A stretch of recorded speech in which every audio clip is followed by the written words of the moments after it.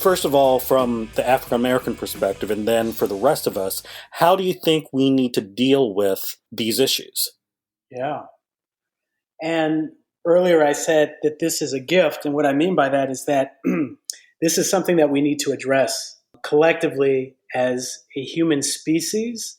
And the wrapping paper in which this gift is delivered is garbled, it's mangled, it's indicative of an unjust history in which, African Americans have been seen in many instances and contexts as less than human, subhuman in instances. So you have many of these sort of presets that are baked into what we're looking at.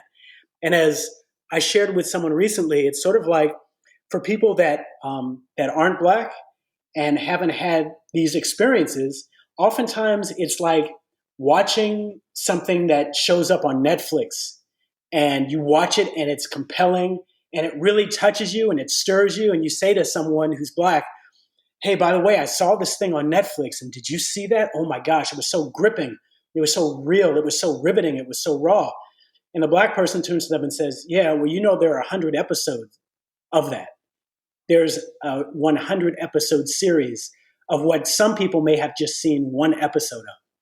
So I would really suggest for people that find themselves outside looking in, my European American brothers and sisters, just to have some curiosity around this and some willingness to learn about something that may seem foreign, may seem threatening, may seem confusing, but it's only through a willingness to learn and understand that my sense is that we'll get a sense of cultivating compassion.